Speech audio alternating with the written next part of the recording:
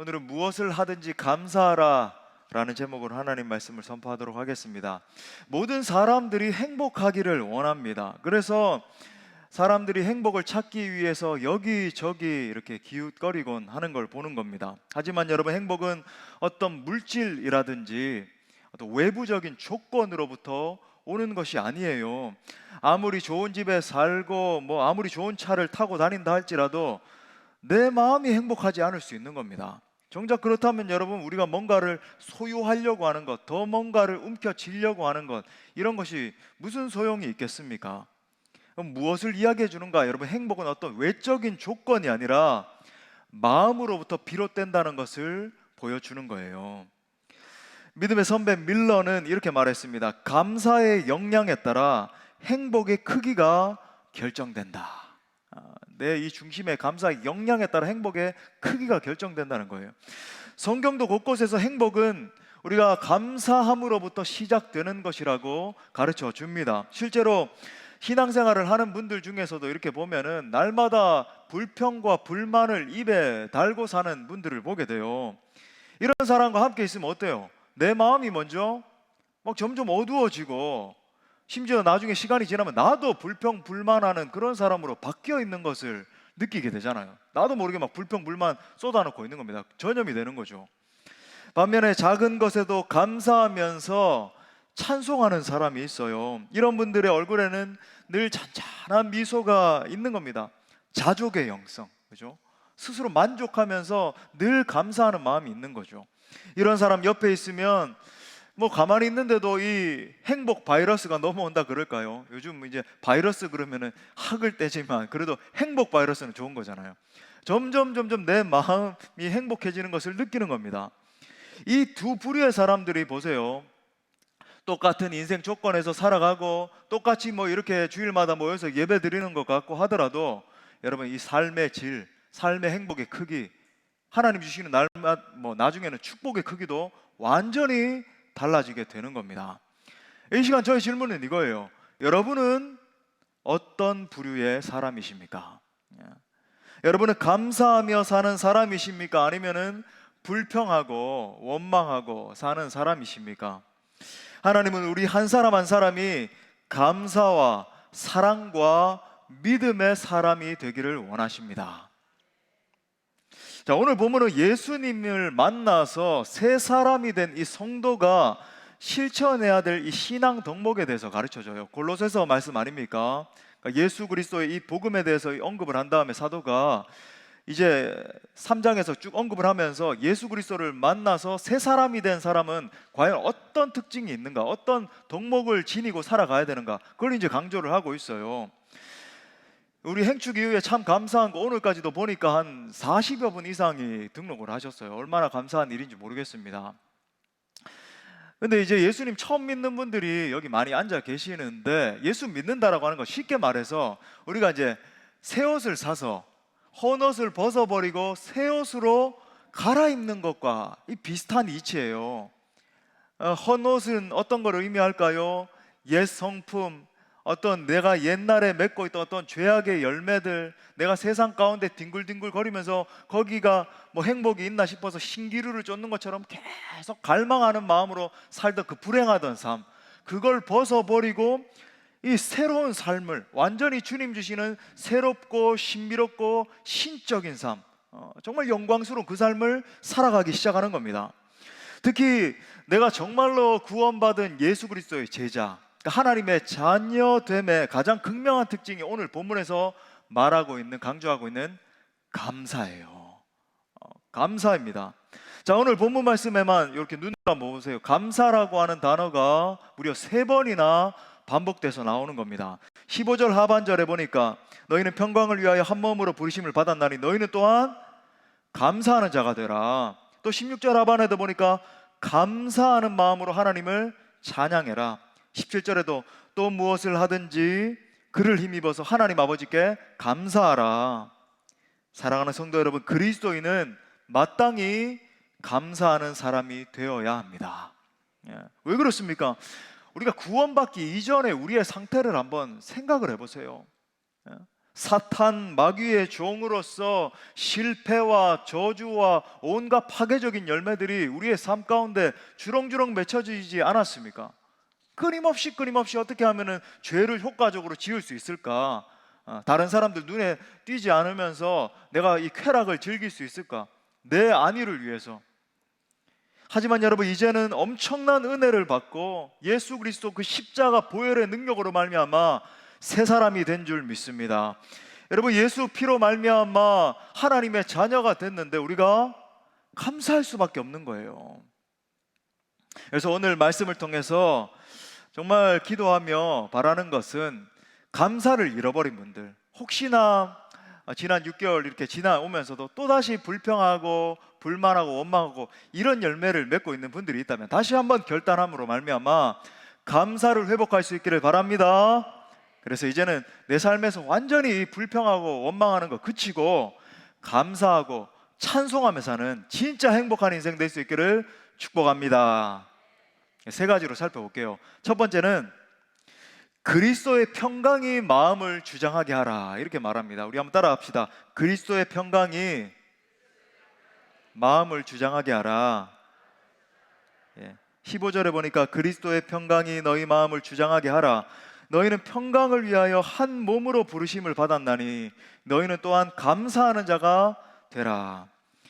여러분, 예수님은 우리에게 평강 주시기를 원하십니다. 부인할 수 없는 사실이에요. 정말 그렇습니까? 예수님 평강 주시기를 원하세요.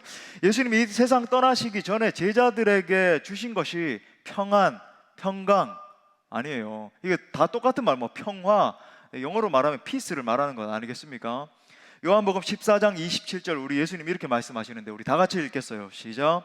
평안을 너희에게 끼치노니 곧 나의 평안을 너희에게 주노라.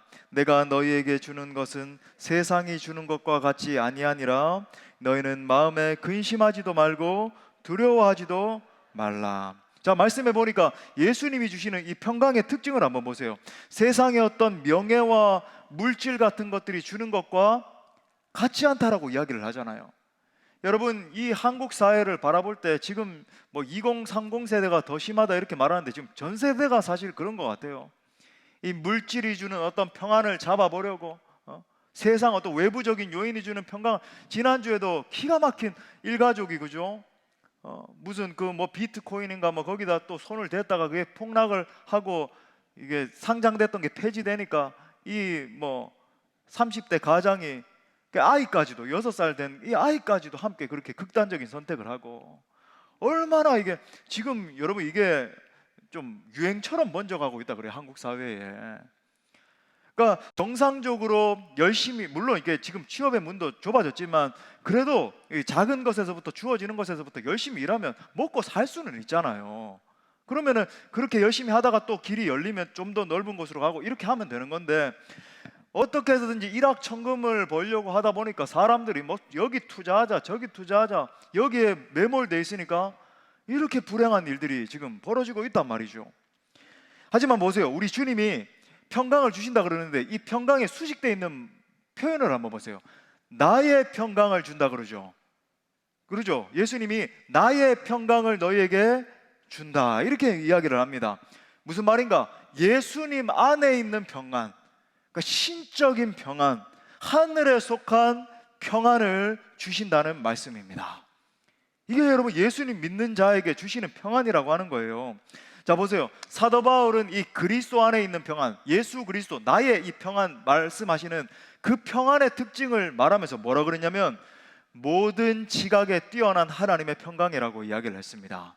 무슨 말인가? 즉 상황과 환경은 계속 급변해요. 우리가 살다 보면 전쟁이 날 때도 있고 일제치하를 겪기도 하고 무슨 나치가 점령을 해서 전 세계가 막 어려운 상황 가운데 처하기도 하고, 상황은 전 세계 역사는 계속 급변해요.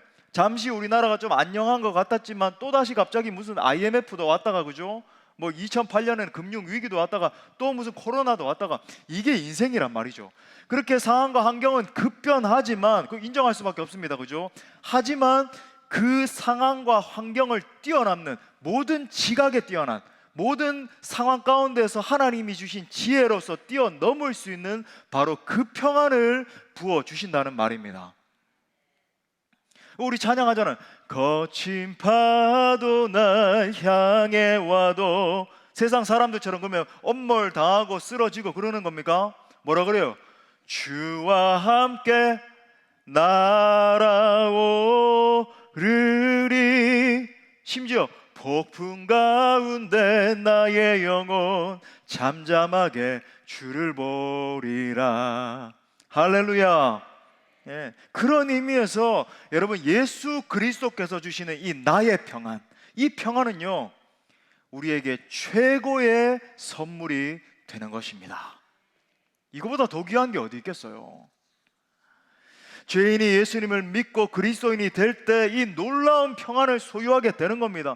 영적인 평강, 하늘에 속한 평강, 예수 그리스도의 평강을 소유하게 되는 거예요. 오늘 사도 바울이 골로새 성도들에게 이 그리스도의 평강이 계속 너희 마음을 주장하게 하라, 이렇게 말을 합니다. 물론 예수님을 믿을 때 주님이 그 평강을 주시기 시작하지만 그걸 여러분 우리가 잃어버릴 수도 있는 거예요. 우리가 어떻게 하나님 앞에 반응하느냐에 따라 성령 충만의 자리를 벗어버리고 뭐 내 마음대로 내 뜻대로 또 살다가 이걸 잃어버릴 수 있기 때문에 계속 이 평강이 주장하게 하라, 이렇게 표현을 하죠. 이 주장하게 하라라고 하는 이 말이 어떤 의미냐면 심판의 의미를 담고 있습니다. 무슨 말인가? 이 마음의 평강이 사람의 마음에 임했을 때 이 평강이 계속 심판자로 행동하게 해라. 이 평강이 계속 내 마음에 명령하고 지배하도록 만들어라. 영어로 말하면 컨트롤하게 만들어라, 이런 의미예요. 다시 말해 여러분, 중요한 말씀입니다. 성도들이 매일매일 살아가면서 여러 가지 결정을 해야 되잖아요. 판단을 하고 결정을 하고 매 순간순간 인생의 걸음을 걸어가면서 뭔가 이렇게 선택해서 나아가야 되지 않습니까? 그때마다 그리스도의 평강을 따라 걸어가야 된다라고 하는 말이에요. 그리스도의 평강을 따라 걸어가야 된다. 자, 대부분의 사람들이 보이는 것만 바라보고 내가 이렇게 판단할 수 있어요. 이거 A는 A니까 내 지식으로서 이러니까 이게 맞는 거야. 또 이건 B는 또 이렇게 돼야지 이렇게 맞는 거야. 이렇게 살아가잖아요. 이성적인 판단 아래에서 내 상식적으로 내가 주어진 자원을 따라 그렇게 살아가지 않습니까? 그러면 여러분, 세상 사람들이 살아가는 방식과 무슨 차이가 있나요? 아무 차이가 없죠. 그건 예수 그리스도의 통치를 받는 삶이 아니에요. 여기서 말하는 예수님이 주시는 마음의 평강을 따라 결정하고 행동해야 돼. 그러니까 예수 그리스도께서 이 마음의 평강을 부어주시는데 이 평강이 너의 전 삶을 컨트롤, 판단자가 돼서 계속적으로 이끌 수 있도록 너의 전 삶을 내어드려야 돼, 이런 말이에요. 저는 이것을 갖다가 평강의 원리라고 부르고 싶습니다. 우리 한번 따라 합시다. 평강의 원리. 기억하기 쉽죠? 제가 만든 말이에요. 뭐 어디 있는 신학적인 말이 아닙니다. 평강의 원리예요. 우리가 이제 신자로서 살아가면서 어떻게 하나님의 뜻을 분별할 수 있을 것인가, 이게 재고의 화두 아니에요. 하나님의 뜻을 알기 원합니다. 하나님의 계획을 알기 원합니다. 그렇게 말하잖아요. 이게 최고 우리가 정말 얻기를 원하는 신적 지식인데 이걸 어떻게 분별할 수 있습니까? 하나님이 역사하시는 곳, 하나님의 계획이 함께하는 어떤 결정, 그 다음에 하나님의 뜻이 이루어지는 그 방향의 특징이 바로 평강입니다. 평강이에요. 물론 우리가 기도 생활도 하지 않고 무슨 하나님의 임재 가운데 전혀 거하지 않은 상태에서 살다가 그럼 내 마음에 약간 이렇게 평안한 마음이 드네, 그러면 이게 맞는가 보다, 이건 아니에요.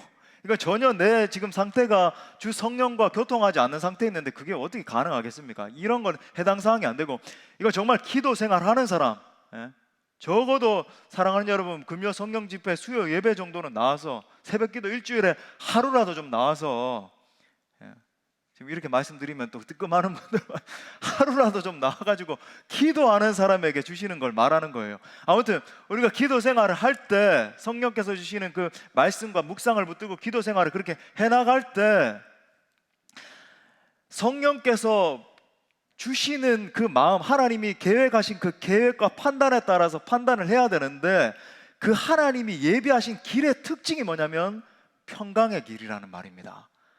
기도 가운데 평안을 주시는 걸 선택해야 돼요. 대부분의 사람들이 예를 들어 뭐 직장을 선택한다 그러면 연봉 여기는 5천을 준대, 여기는 3천을 준대. 그러면 덥석 5천 주는데 당연히 가야지.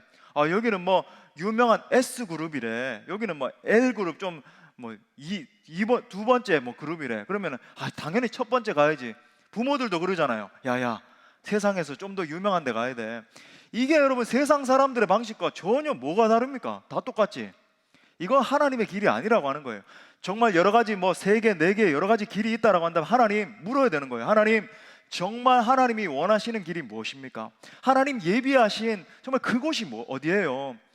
그 판단을 제게 가르쳐 달라고 충분히 기도하고 작정하면서 그렇게 기도하는 가운데 하나님이 평강을 주실 때까지, 그래서 평강의 마음을 주시면 그 길을 선택해서 나갈 때 그 길에서 하나님의 목적이 이루어지는 거예요. 할렐루야. 반대로 여러분, 사탄과 사탄이 역사하는 계획의 특징이 뭡니까? 불안이죠, 초조죠, 염려예요. 사탄은 여러분 당장 내 눈에 보기에는 뭔가 급하게 말하거든요. 이거 안 하면 안 될 것 같고, 이거 말하지 않으면 안 될 것 같고, 그런 식으로 여러분 선택해서 인생의 길을 한번 나가보세요. 계속 갈등이고, 계속 염려 근심이고, 계속 초조 불안, 그런 열매밖에 없어요.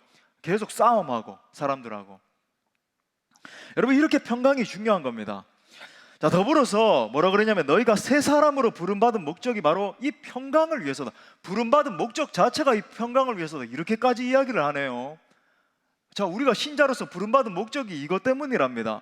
다시 말해서 수평적인 인간관계 속에서 화평을 만드는 자가 돼야 된다는 말이에요. 사랑하는 성도 여러분, 모든 성도는 예수 그리스도를 머리로 해서 한 몸으로서 그 몸의 지체들로서 부름을 받았습니다.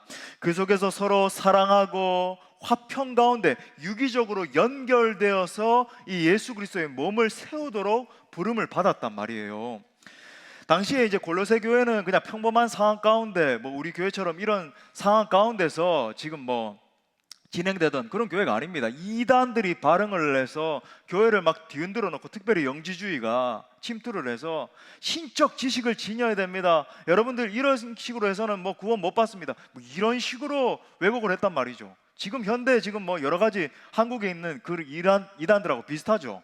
신적인 어떤 지식에 다 이게 연결돼 있어요. 초대 교회 때부터 또 다른 지식을 얻어야 됩니다 하면서 엉뚱한 지식 가르쳐주고, 그러면서 어떤 일이 일어났는가? 성도들 안에서 분파가 일어나고 분열이 발생하기 시작한 거예요. 그 상황들을 보고 이제 사도 바울이 오늘처럼 권고를 한 겁니다. 새 사람이 된 성도들이 해야 될 걸 예수 그리스도께서 주시는 평강이 개인에게도 뿐만 아니라 공동체에게도 주셨는데, 그 평강이 공동체를 다스리게 내어 주어야 된다는 거예요. 화평을 도모하면서 분열된 이 교회의 아픔을 치유해야 된다 권면하고 있는 겁니다. 여러분 기억하세요. 이거 정말 중요한 원리예요. 교회가 하나님이 부르신 그 아름다운 궁극의 목적이요, 계획이요, 그걸 이루어 드려야 되잖아요. 근데 그것을 이루어 드릴 수 있는 최고 궁극적인 여러분 방법이 무엇일까요? 하나됨을 힘써 지키는 것입니다. 하나됨을 힘써 지켜, 성령 안에 하나 돼야 돼요. 반대로 교회가 하나 되지 못하면 어떻게 될까요? 한 비전 안에요, 두 비전, 세 비전 아니고 한 비전 안에서 한 마음으로 막 뭉치고 이렇게 돼야 되는데, 반대로 그렇게 되지 않으면 어떻게 될까요? 하나님의 계획과 목적을 이룰 수 없습니다. 어떻게 이룰 수 있을까요? 한 가정에만 해도 가장을 중심으로 한 비전 안에 뭉쳐야 이 가정이 화목하게 될 거 아니에요. 근데 내 주장 네 주장 서로 이렇게 하고 있으면 어떻게 가정이 화목하게 되겠어요? 교회도 마찬가지란 말이죠. 저는 많이 보게 되는 겁니다. 이 마지막 때에 사탄이 한국 교회뿐만 아니라 전 세계적인 지금 현상 가운데 하나인데, 조금 부흥할라 싶으면 사탄이 침투해가지고 교회를 뒤흔들어 놓는데, 그 방법이 서로 싸우게 만드는 거예요.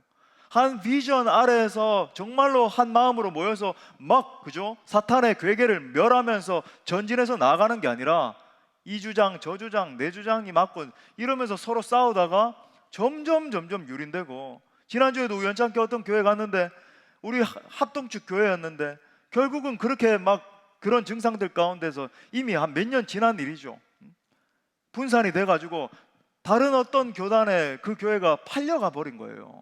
얼마나 안타깝고, 제가 그 자리에 앉아가지고 이렇게 잠시 기도를 하는데 참 너무나 안타까운 겁니다. 우리 교단 교회였는데.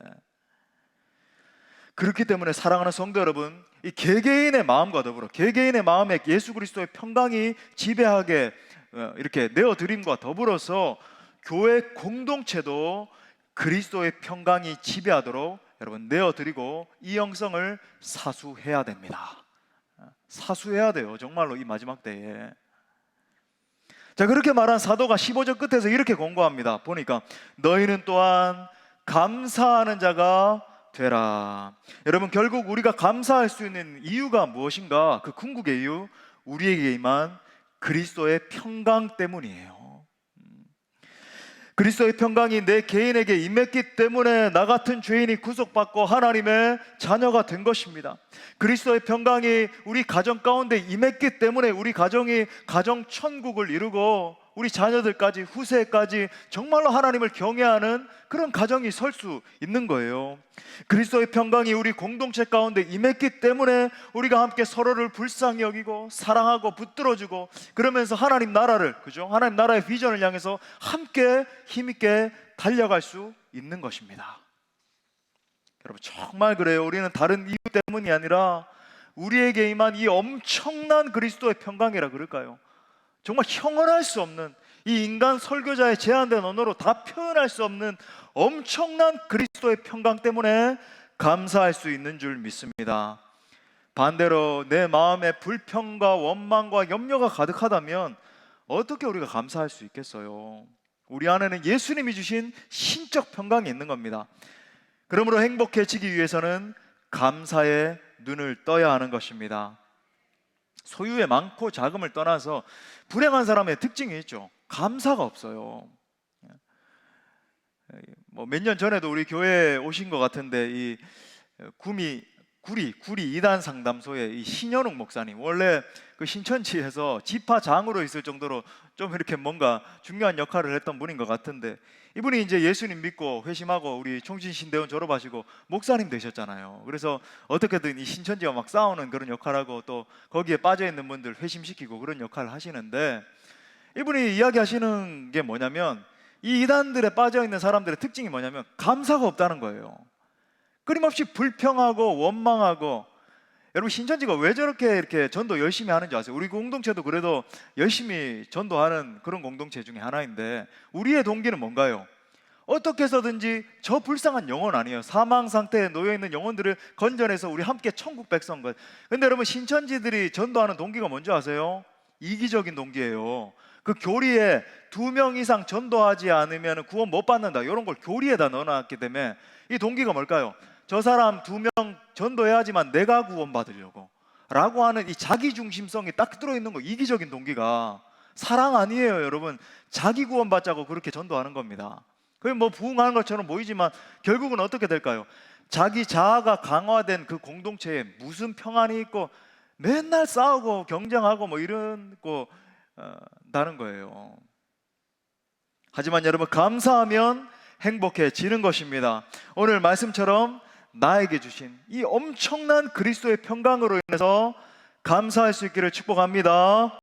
자, 두 번째는 그리스도의 말씀이 풍성히 거하게 하라, 이렇게 말합니다. 우리 16절 말씀도 우리 다 같이 한번 읽어봐요. 시작. 그리스도의 말씀이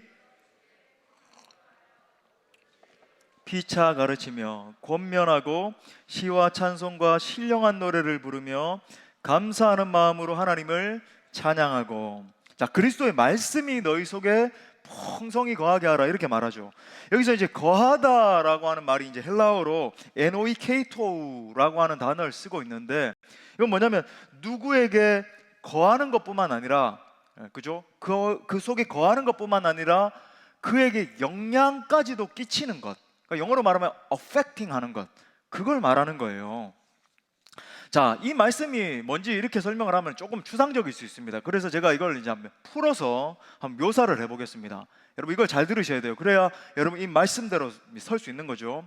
자, 그리스도의 말씀이, 예수 그리스도의 그 풍성한 이 말씀이 한 사람의 성도에게 임하는 거예요. 선포되는 하나님의 말씀을 통해서든지 뭐 묵상을 통해서든지 지금도 여러분의 마음 가운데 지금 말씀이 임하는 겁니다. 근데 이제 좋은 밭이 돼야 되겠죠. 네 가지 밭의 비유처럼 내가 이제 좋은 심령이 돼서 그 밭에 말씀이 임하는 거예요. 그러면 그 말씀이 그 성도의 심령과 골수를 파고 들어가기 시작하는 겁니다.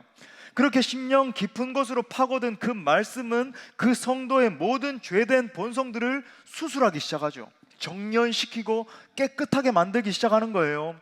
예전에 거하던 어떤 불순한 말과 생각과 모든 행동들을 깨끗게 하는 역사가 그 말씀을 통해서 일어나기 시작하는 겁니다.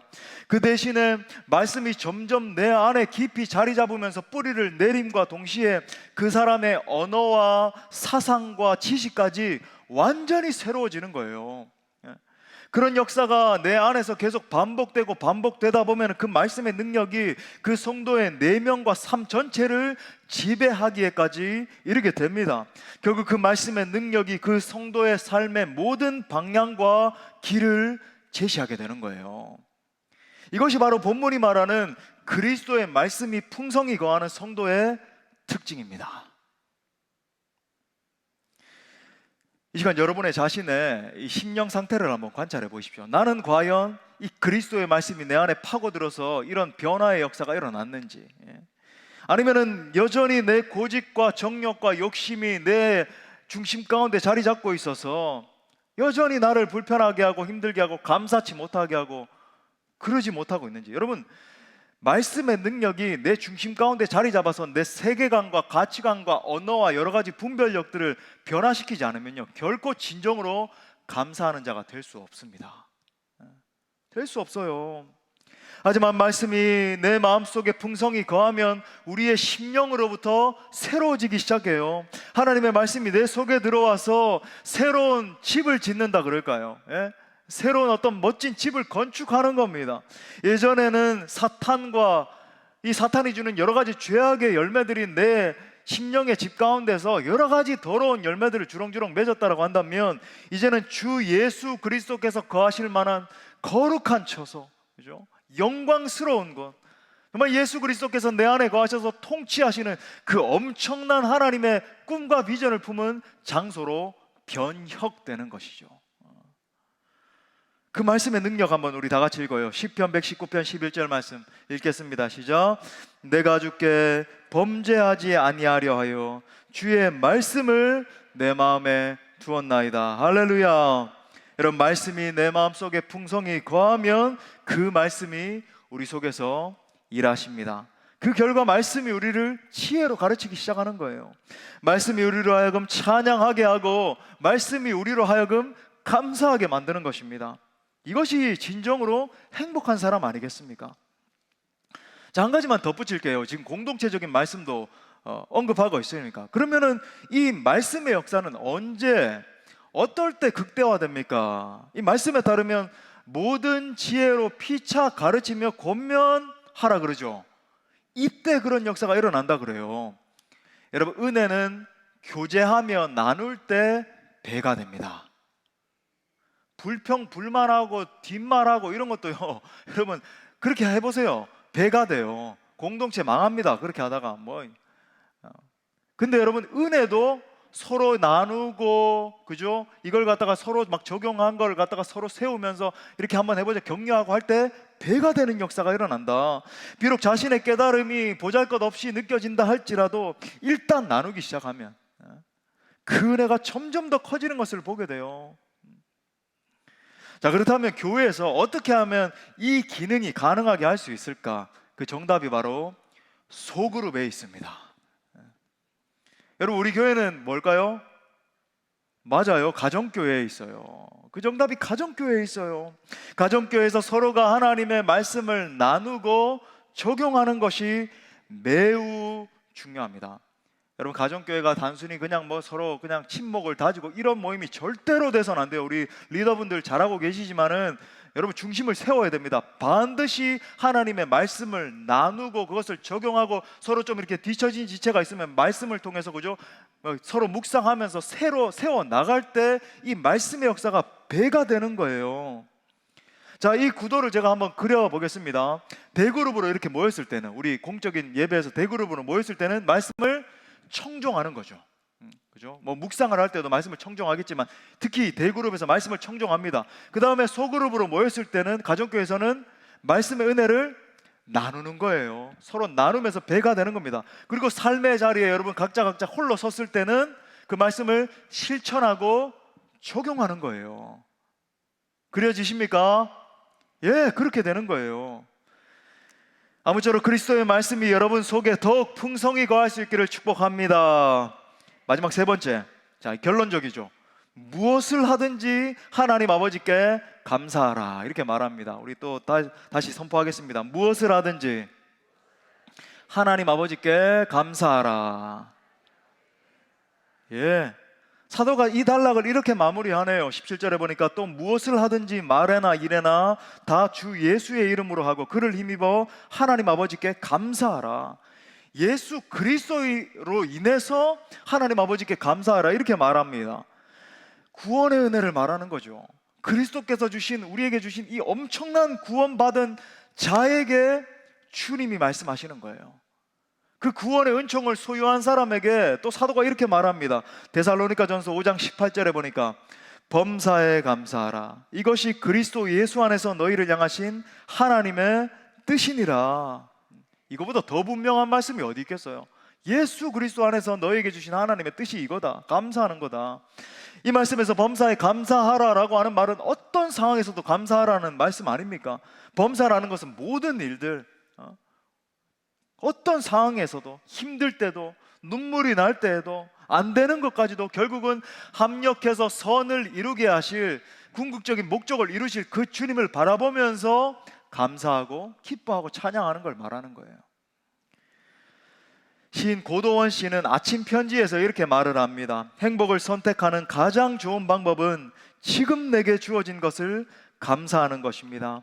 내 손에 쥐어진 것이 작게 느껴질지라도 빈손으로 세상에 나와 지금의 작은 행복을 누릴 수 있음을 감사하고 또 감사하는 것입니다. 그리고 그 전에 앞서 하나님이 내게 베푸신 구원의 은혜를 기억하십시오.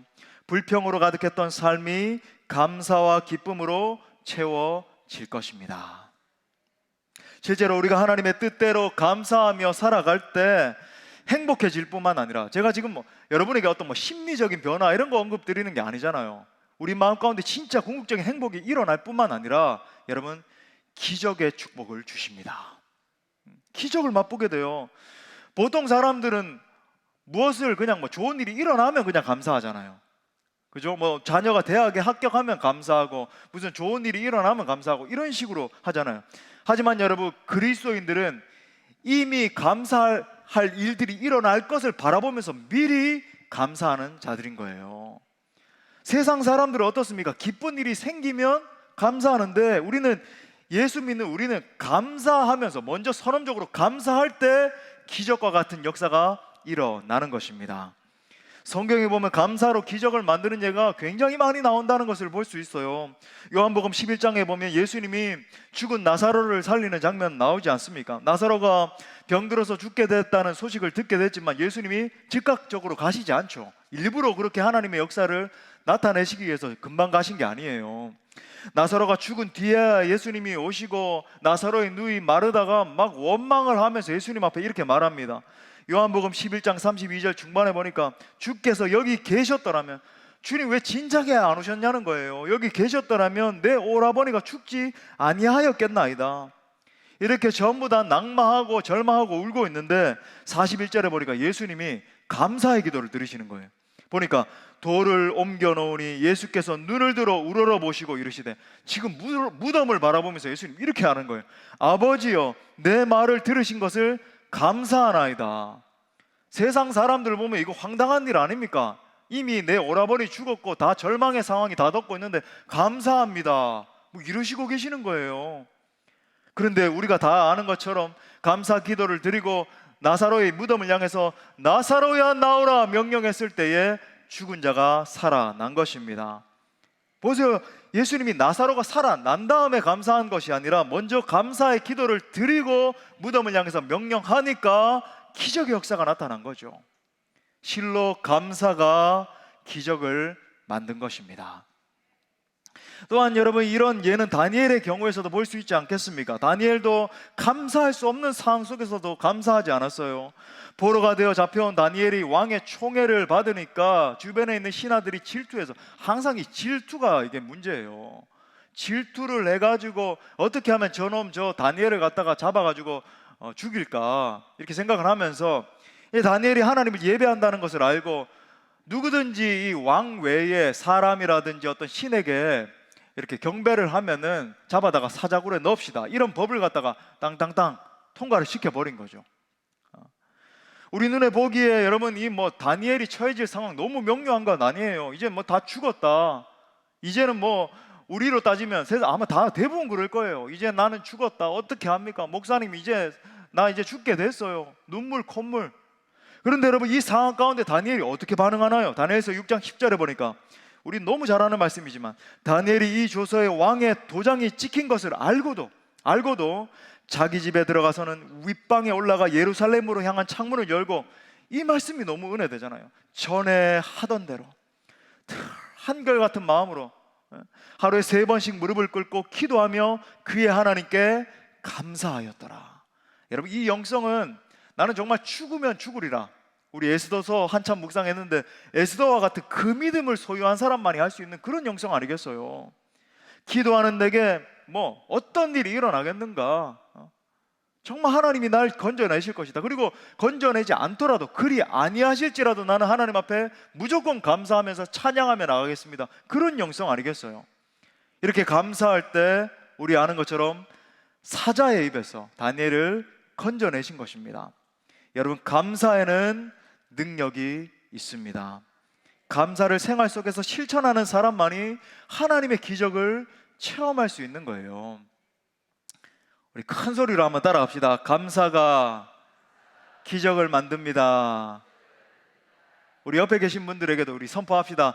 감사할 때 기적이 일어납니다. 네. 선포 안 하는 분들은 지금 4분 계시는데 왜 안 하는 거예요? 부끄러운 거예요? 우리 다시 한번 눈을 보면서 좀 하세요. 사랑으로 선포해 주는 거예요. 여러분, 우리 예수 믿는 자들에게는 입술에 권세를 주셨다 그랬죠. 엑수시아, 이 법적인 권세를 주셨어요. 선포할 때 그 역사가 일어나는 거예요. 그래서 여러분, 다시 한번 더 감사하면서 하나님의 기적을 체험합시다. 예, 우리 시편 50편 23절 말씀도 우렁차게 다 같이 읽겠습니다. 시작. 감사로 제사를 드리는 자가 나를 영화롭게 하나니 그의 행위를 옳게 하는 자에게 내가 하나님의 구원을 보이리라. 아멘. 날마다 감사하면서 날마다 더 큰 행복을 만드는 여러분 모두가 될 수 있기를 축복합니다. 말씀의 결론을 맺겠습니다. 축복합니다 하니까 이제 박수부터 먼저 빨리 끝내주세요 목사님, 이런 거예요. 결론 짧습니다. 예, 결론을 맺겠습니다. 우리에게 임한 이 엄청난 그리스도의 평강을 여러분 생각해 보십시오. 예, 날마다 나에게 말씀하시는 하나님의 그 음성을 기억해 보십시오. 그 속에서 날마다 감사하는 사람이 진정한 행복자임에 분명합니다. 세계적인 작가 지그 지글러가 이렇게 말했어요. 나는 감사할 줄 모르면서 행복한 사람을 한 번도 보지 못했다. 그러면서 이렇게 말합니다. 감사로 행복에 이르는 길은 무엇인가? 큰 것에 감동하고 놀라기보다 사소하고 작은 것에서부터 감사하라. 먼 미래에 일어날 일보다는 지금 이곳에서 감사를 찾아내라. 기적적인 일에 감사하기보다 매일의 일상에 감사하며 살아라. 감사를 계속하다 보면 불평과 불만이 치료되는 것을 경험하게 된다. 감사는 감사를 불러일으키므로 감사하는 삶이 이 세상에서 가장 부유한 사람이 된다. 감사하는 순간 세상이 아름다워지고 모든 사람이 사랑스러워지며 모든 일에 좋은 관계를 이루게 된다. 사랑하는 성도 여러분, 감사하는 순간 하나님의 축복과 기적이 내 것이 됩니다. 실로 감사가 기적을 만드는 거예요. 그러므로 지금 이 순간부터 정말로 불평과 불만을 그치고, 누구 뭐 이게 문제입니다 원망하고 이런 거 다 그치고 정말로 감사하고 찬양함으로 말미암아 기적의 사람들, 축복의 사람들 다 될 수 있기를 간절히 축원합니다. 우리 말씀을 주신 하나님께 영광의 박수 올려드리겠습니다. 우리 다 같이 일어나셔서 우리 감사하며 찬양하고 기도합시다.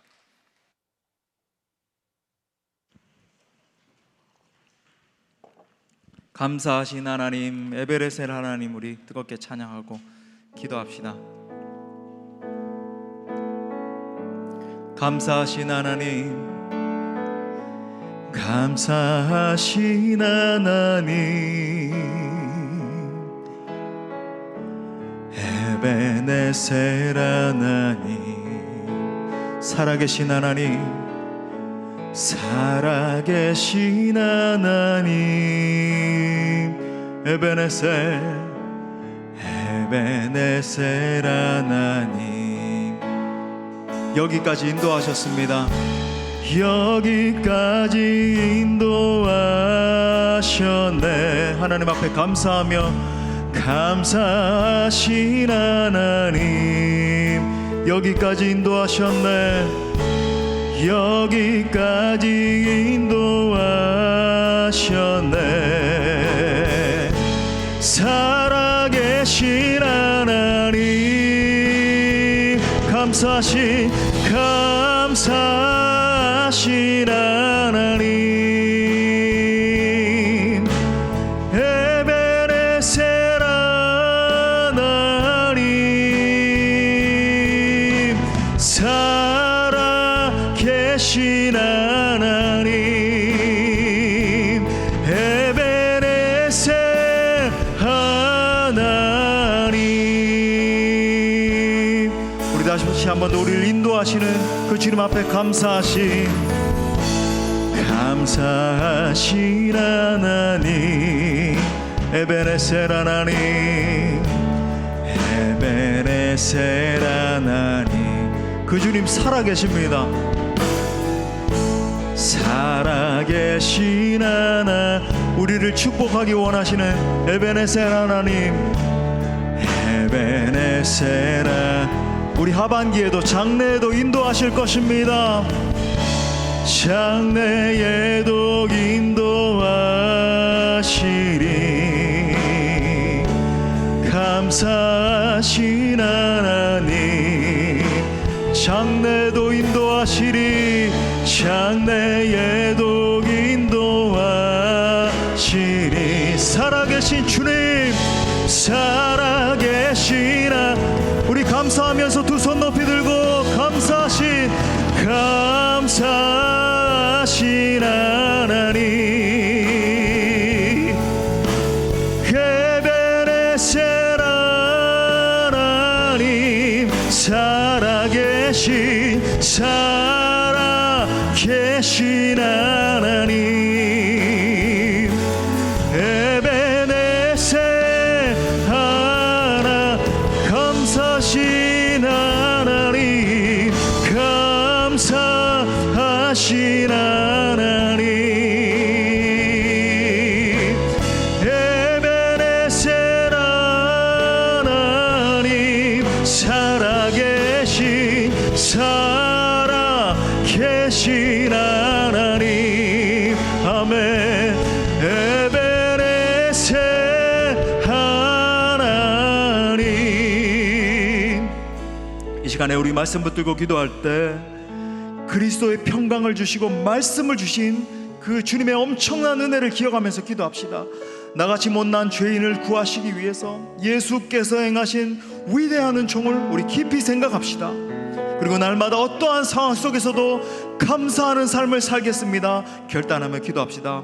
함께 기도할 때 하나님이 베푸신 놀라우신 은혜를 기억하며 날마다 감사하는 삶을 살게 하여 주옵소서. 이제는 모든 불평과 원망을 끝내고 그리스도의 평강이 다스리시는 삶, 말씀의 다스림을 받는 삶, 날마다 감사하는 삶을 살게 하여 주옵소서. 감사의 인생 되게 하여 주옵소서. 함께 통성으로 기도합시다.